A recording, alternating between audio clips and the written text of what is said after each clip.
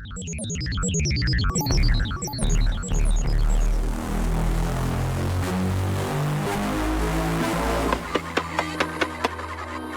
the door's open.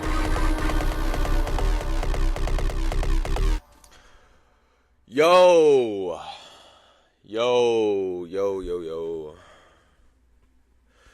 So, we got an episode for you today.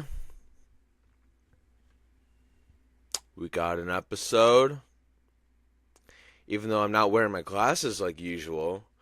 Fun fact about this week. Yesterday, I was working and I accidentally bumped my glasses on the ground and completely stepped on them. So now there's a huge gash. Completely, like, I bent this.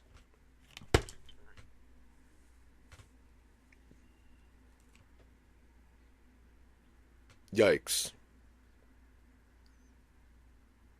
That was not planned. Okay, well, I don't know where that fucking screw went. Great. Gonna have to undo a different... Oh my god. Gonna have to undo some different glasses. God fucking damn it. Oh my god. Yeah, whatever. Anyways, I stepped on them and they went like this, you know. And so I had to like undo the screw on this one, fix it, and then put it back on. But clearly I didn't put it on good enough. So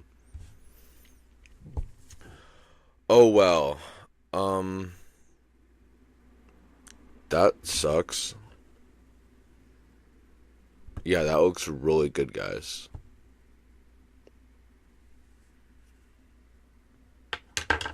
Great. So, yeah. So I immediately ordered new glasses. I literally just fucking got those February. So we're in June right now. So we're in month 6. February is month 2. So 3, 4, 5, 6. Only 4 months ago I got these glasses, and now I gotta get a new pair. It sucks. Very much sucks. So, comedy-wise, it's been a lot of fun. I'm probably going to talk mainly about comedy today because yesterday, like last week, that episode was a lot of fun. It was very fun editing it. I was glad I made two types of clips from that. Will I ever promote my stuff? Who knows? This isn't for everyone. This is specifically for me to make. I don't know, maybe. Who knows? I don't know. I'm not really keen on, like, promoting things. I'm shy in that way. I just don't want to promote things. I would rather word of mouth be spread, but at the same time, how are you able to start word of mouth if you don't start talking about your own shit? So, you know, at least I don't fucking beg people to watch it. I'm like, I tell people, don't watch it. I don't care for you to watch this. This isn't for you. It actually will never be for you. This is strictly for my pleasure. My pleasure only. So, I had a few revelations. I'm going to start off by saying, one is that there's been a lot of hubbub recently of people bitching about, when I say people, I mean other comics, bitching about open mics not having enough crowds or whatever. And personally, my take is that, number one, a crowd is a crowd. No matter if it's one person, no matter if it's 20 people, no matter if it's 100 people. you should be doing the same material and the same way you do it no matter where you're at. Secondly, this is what I believe, at least right now. Secondly, if it's only comics, first of all, I would recommend not doing any material that you normally do, that you rehearse material. That is a perfect time to strictly do new stuff that you would otherwise just kind of like weave in through your other stuff, you know? That would be a good time to do that because stakes are low, you know? And when I say a crowd is a crowd, only comics is a crowd. If you want to please your crowd, say things they haven't heard before, you know? Or if you do it in a different way, do it in a different light. Bring a new idea onto the topic to make it a little bit more interesting. And if you don't, you're going to lose us, you know? And that's just really what it is.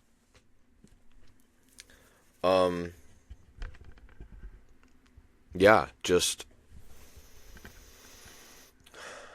I like them both. Lately, I've been really enjoying only comic rooms. I feel like, on top of me knowing them, which is very nice, I am able to just breathe a little bit and like take things easily, take things, not get too stressed. Like, if they listen, they listen. If they don't, they don't. There's no pressure. No pressure, you know, and that kind of feeling is what we need when there is a crowd, when things is actually, you know, under pressure. We shouldn't feel under pressure because that's going to fuck with us. It's going to reflect everything on stage. Everything. It is in your best interest to make sure that you are in control of your emotions. It is your best interest before going on stage to control your emotions, and knowing that if you're in a fun mood, yeah, my girl just texted me. If you're in a fun mood, I know I gotta make a fucking tea time for her stepdad for me to go golfing with him on Saturday. Today is Thursday. I gotta do it eventually. It's not like I've been putting it off or anything. That's not the case at all. Yeah, you just gotta make sure that you're in a fun ass mood before going on stage. You gotta make sure that you are. Everything reflects, everything shows.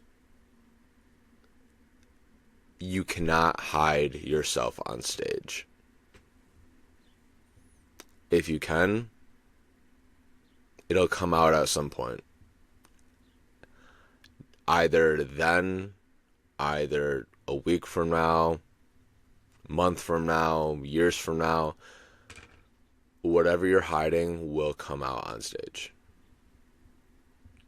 The light will come out. It will. So, that's my thoughts about only comics versus crowded places. Grizzlies. That was a lot of fun. That was Sunday. And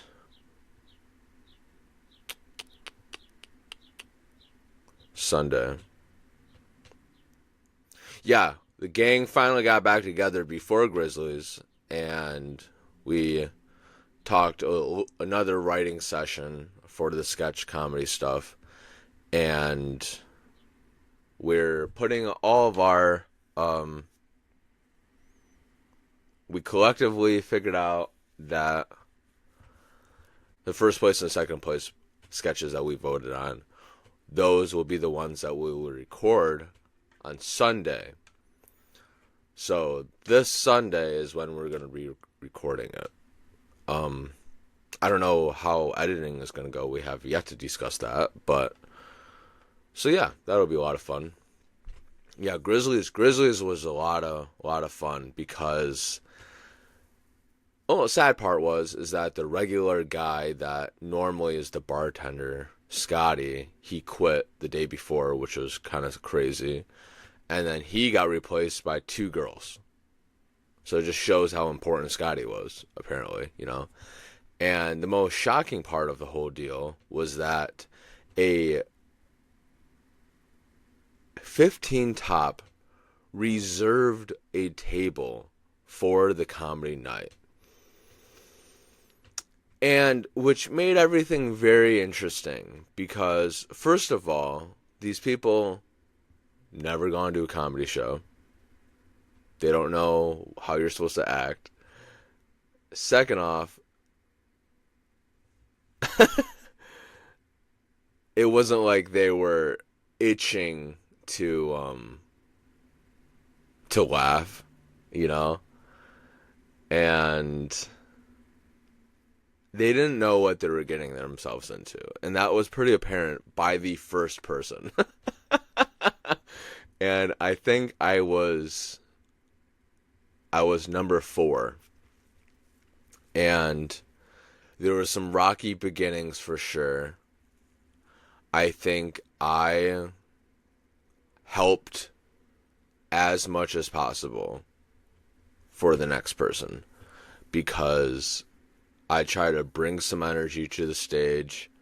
They weren't really feeling much, but I tried to be, I tried to do my thing on stage. And I think it worked out, I was pretty happy with it. I went up on stage thinking I'm going to have fun, and if they don't like it, they can go fuck off, And I would say it worked. For sure. I don't think I stayed very long after that.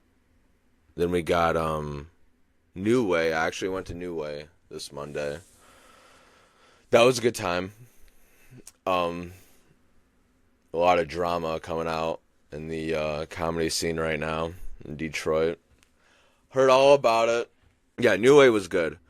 I'm very thankful that the last 2 times I was able to go up a little bit earlier.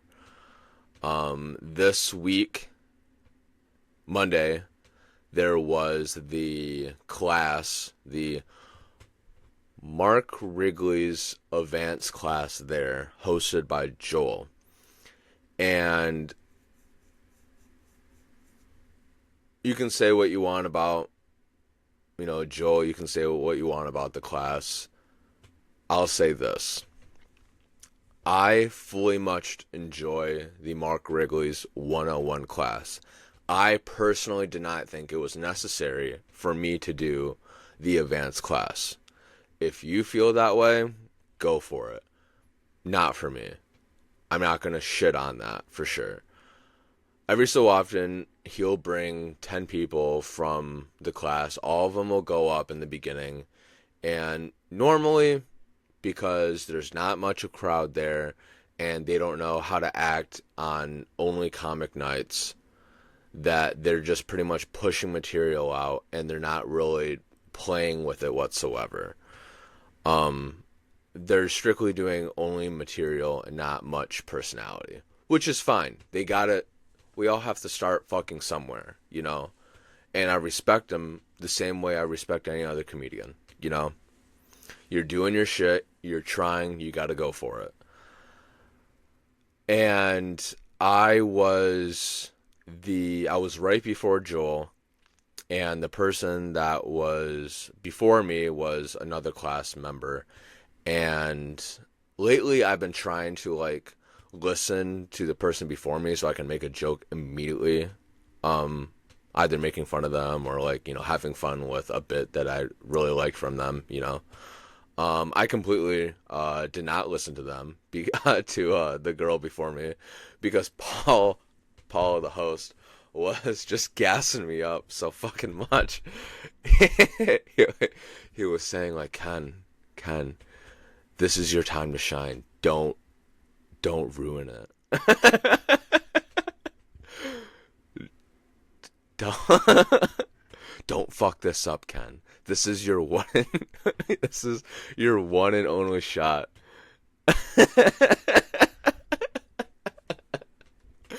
And I didn't catch on for a good like 2 minutes of like that he was fucking with me. And so I kept telling him like, why are you saying this to me, man?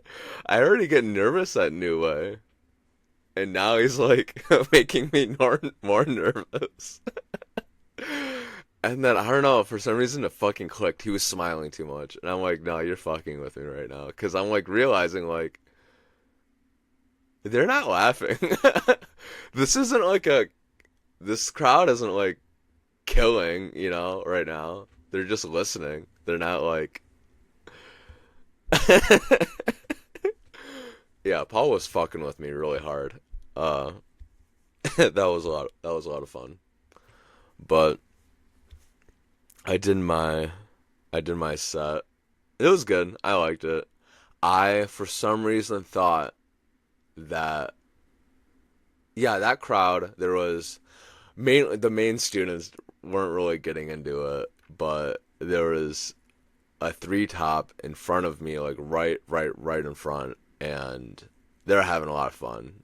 They were laughing at a lot of people, so they were a good time. There was a few stragglers that were on the sides that were listening and that were enjoying the set, so it was nice. I definitely enjoyed that.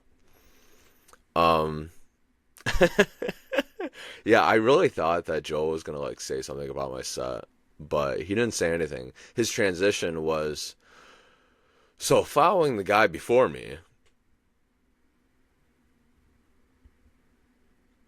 Yeah, that was a good transition. I was hoping he would say something. Damn, dude. What's a guy gotta do to get a fucking attention? I don't know. I felt like I was saying some heinous shit, so I kind of thought he was gonna say something. So lately, I've been really committing to having fun and just committing to a bit or a joke and like fully emphasizing my voice, fully going out there and like acting out. Because Paul said something to me that I felt was really where I thought I had the idea, and I was like, he's onto something for sure, because he said that if you act out more on stage, that takes you, for some reason it does the opposite of effect of like you're moving on stage, which in turn makes you feel more comfortable, even though moving on stage doesn't immediately feel that way. In turn makes you feel that way, makes you feel more comfortable, makes you feel like I can be myself, I can do this, I can commit to this bit, and I've been using that trick a little bit on myself. And lately a trick I've been using is that on top of me acting out a little bit more, is I've been moving, like what you kind of do is take you get the mic, take it off, and you put the stand to the side. And I don't put it to the side because I'm so liable to grab it and hold on to it, and it feels like a literal crutch to me. If I'm not doing well, it feels like a crutch. Dead ass. And so I have to like move it farther out of my reach, so I'm not inclined to walk 2 steps that way for me to grab it. Then I'm committing to losing. Then I'm committing to not doing well for the rest of the set. And if I can tell myself subconsciously, hey, don't grab the stand, don't do that, commit to this, it's going to work out in the end, you're a comic. This is what you have to do. And lately, knock on wood, that's been going pretty decent. So that trick has been helping me a little bit.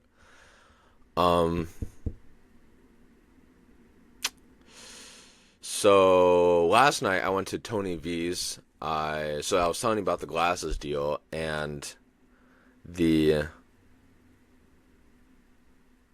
so I was really fucking pissed off when I got out of work. So I didn't go to Roadhouse, which was a bummer because they were doing tatas to the tatas, and because the two waitresses were getting breast enhancers. So it was gonna be like a showcase slash open mic about them getting bigger tits. So I wanted to go to that. I didn't, but I did go to Tony V's, which is a later mic, 9 to like 11 or midnight. And that was a lot of fun, dude. That was a lot of fun. I'll put a photo up here because cool ass place right across from Wayne in Detroit. Nice stage. Cool setup. Like everything of that mic is fun. I can already tell. I had a great set, and there were, funny enough, there were newcomers there, which was really cool. There was 2 people that only did, open mics 3 other times. There was 2 people that never done comedy whatsoever. So that was really cool to see, like, these new people come up. And to be honest with you, seeing someone that is like still like starting like that, they honestly 99% of the time they're gonna have a good set. They're gonna have your first set is gonna be one of your best sets until you get comfortable, because your first set you're nerved up, you're truly being yourself because you have no idea what the fuck you're doing, so you're just acting out of instinct. And that pure, that unadulterated, pure feeling that you have on stage for your first time is universal. And it is funny. Even if you don't say something that's super funny, not super funny, you're going to get a laugh regardless because of the way you're delivering it. That's just how it is. So it's quite beautiful to see that, because it's kind of a rare occasion sometimes. Doesn't happen a lot, that's for sure. So that was really cool to watch. Yeah. I had a really good set last night. I was really, really happy about that. My buddy Jacob, he is pretty much a Trump Asian Nazi. Went up before me, which is what I wanted, because he does a lot of conspiracy stuff, and he's good. I mean, he knows how to grab an attention, and he's entertaining. You cannot deny that. He is entertaining to watch and listen to. Even though it's some horrendous shit sometimes, I respect the fuck out of him. I truly do. Which coincides with the thing that I truly believe in majority of the time is that, I was just telling my girl this earlier, is it doesn't, I don't care what the fuck they say on stage. I don't. They can say some horrendous shit. They can go honestly ape shit, and I wouldn't care less. They're doing something. They're trying something. I'm going to be respectful of it. On the other hand, and like, for me, for instance, if I'm having fun, I'm fucking with people, and I point someone out to the crowd, and I'm making fun of them, I'm playing with them, blah, blah, blah, blah, blah. After the set, majority of the time, I'll go up to them and say, hey, thank you for playing with me, because this is for fun. I'm playing around. None of this is serious. Until I get off stage, then it's serious. Once I'm on stage, this is fucking La La Land, pretend nothing fucking matters. Because it doesn't. It doesn't. It just doesn't. So I'm saying all that because once like someone says some, racist shit on stage, whatever, cool. If they're like that outside off stage, then I don't I can't really back them up. They can say whatever they want on stage. Couldn't give a shit. Because this is art. This is supposed to be comedy. This is supposed to be fun.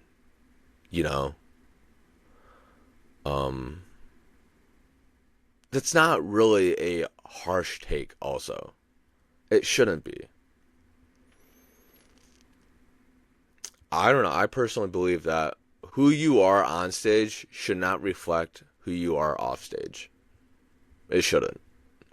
There are comics out there that pretend that they're like mean guys that, they go off on a person. They don't know how to fucking act on stage, and off stage they're the nicest person ever. And I'm truly speaking about William Montgomery. William Montgomery is a fucking maniac on stage. You cannot watch him and not think that this man will burn a building. Off stage, the nicest person you could ever see on a podcast. Absolutely a genuine guy off stage. And that's truly how I feel, for sure. Speaking about, what is it called? Controversial shit. I just finished, the Pee-wee documentary. Dude. That Pee-wee documentary, man. I think that came out the beginning of this week. I didn't get the time to watch a documentary. I literally just finished it. And the beginning of this week when it came out, I was getting so many TikToks of it and everything. And I was bawling. And like right 8 o'clock in the morning, bawling, watching these TikToks. And I never was much of a Pee-wee fan. I just thought he was creepy. And it wasn't really for me. But I think I understand it. I understand it. I respect the fuck out of it. I think it really circles back to what I was just talking about earlier, is that if you're hiding something on stage, if you're not showing your true feelings on stage, it's going to come out eventually. And him being gay and not fully saying it really on stage, it kind of fucked him. And unfortunately, he was coming up in a time where being gay was largely frowned upon, It fucked him, and he probably wouldn't have gotten that far if he was of what he was. He had extreme trouble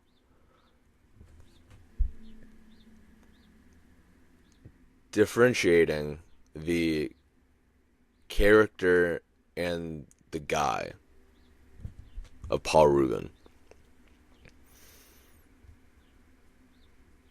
I think overall, Pee-wee was a genuine guy. For sure. That's the kind of guy that it would be a lot of fun to like fuck with and have fun and talk to with. I could see that happening. I could see him like messing with people hardcore and no one really realizing it. And that's kind of what he did, truthfully. He was fucking with people hardcore. And he got away with it for a while. And as they said, that was a blatant witch hunt for Pee Wee with that pedophile shit. That was really sad to watch. On that documentary, that was really sad. I'm glad they discussed about it though. I think that was worthwhile to talk about. I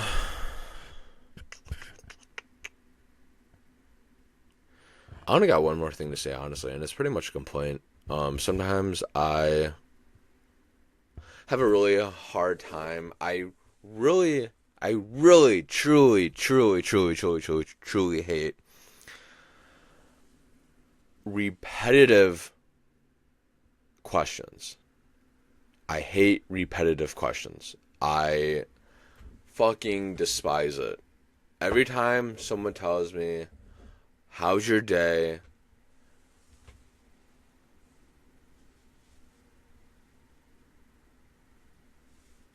I just want to take a goddamn machine gun and just start blasting at them. Or like, "Oh, it's a Friday." Those type of comments should get you like locked in jail. They should, because they're coming from people who are just trying to like be jokey when you're not jokey, and they're coming from people that they can't read a room well, and so because you're incapable of reading a room, you're incapable of understanding how to talk with other people, and on top of that, you're terrible at communicating, because if someone's having a rough day and you randomly say, "Oh, it's a Friday, sounds like a Friday," you should immediately get shot. Just straight murdered on the block.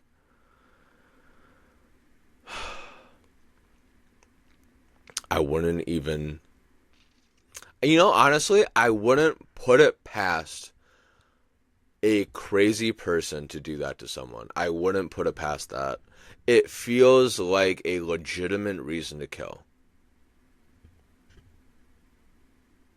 If you're crazy, I could see that being a valid reason, for sure.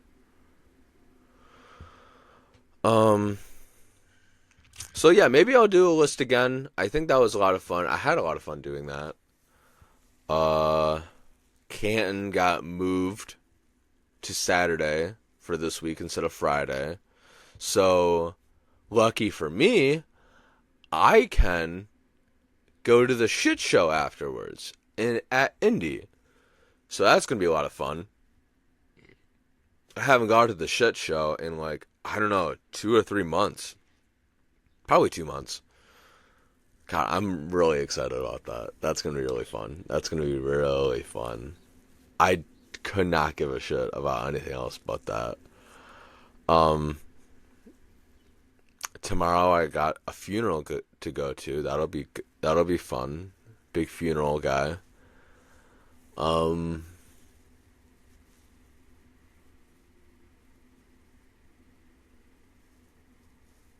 Yeah. Yeah, good. Good shit, man. Good shit. I think that's really all I wanted to talk about. Yeah. I wrote everything down.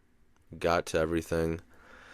So, I'll talk to you later, man.